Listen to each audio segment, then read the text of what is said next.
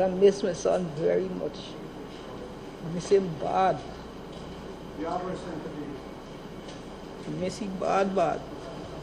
It was an emotional morning at the Linden Commission of Inquiry on Thursday as the relatives of the 3 men who were slain on July 18 during the Linden protest gave evidence in front of the commissioners as they presented their individual cases for compensation.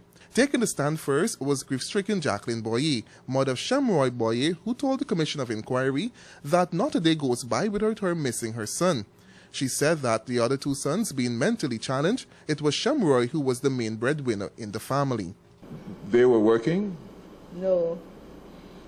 Did Shamroy look after them? Yes. Why were they not working? Because they're little, Linden COI, like, You have to remember the commissioners wouldn't understand all the local terms. Go ahead. The little what? There was a little, You use the term. You use the term. Linden COI. Yes. Mrs. Boye said she's barely getting by working as a security guard and taking home some $7,000 a week. Also giving evidence was the son of Alan Lewis. Rodwell Lewis said as a second-year UG student, he depended heavily on his father. He approximated his father's contribution to his monthly expenses as some $50,000. But he was asked to be more specific by the commissioners. Are you sure he gave you $40,000 apart from the rent? He give you $40,000 a month? $10,000 a week by 4 is $40,000? Yes, and I would say it's not only him. That's how much it actually comes up to, because he's not the only one that supports me. Rodwell's uncle, Clive Lewis, spoke on behalf of the dead man's mother.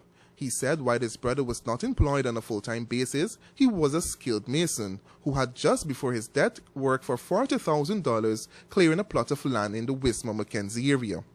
What portion of the month or any month you would say he'd work for? Half the month, 2/3 of the month, and the average?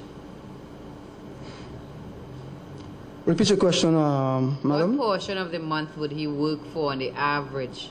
He didn't work a full month because it wasn't consistent, right? So what portion of, or let's put it the year. Year has 12 months. What portion of the year would he work for? Would you say half of the time he worked? Or 3/4 of the year. You don't know? No, he said 3/4. He said, oh. Is it half or 3/4 or what? Either half or 3/4, but Attorney at law Nigel Hughes represented the families of the slain men. He told the commission that the mother of the 3rd man who was killed, Ron Somerset, was out of the jurisdiction. He said that he had been in conversation with her while she was about to board a ferry from Suriname and that she would be available for Friday's resumption of the Commission of Inquiry. Meanwhile, 2 more men presented their cases for compensation. The first claimed for a stereo set, while the other claimed for injuries suffered during the shooting. Both men did not escape the scrutiny of the commissioners. Yeah, well, everything was thrown, right? No. Throwing where? No, on the bridge, right? When the police come in through. Throwing where? Overboard. What is overboard? Down into the water. From the bridge down into the water. And you saw them do this? Yeah, I saw the things them throwing. Right. These things? Yeah. And yet, the first thing came to your mind is that they could have had them at the station. They don't add up. The camera prevented you from doing work after the first week, isn't that so? You would have been able to work out. I wouldn't say so. Why you wouldn't say so? Try to help us. It would depend on if I would have ignored my pain and go back in the streets but you to give my assistance with the situation that was going on in Linden. The Commission of Inquiry has until February 28 to present its report to President Donald Ramotar. Chairman Justice Lindsay Wolf said tomorrow will be the last day for the hearing of evidence in this part of the inquiry. Then they will use the remaining time to prepare the report. For Capital News, Leroy Adolphus reporting.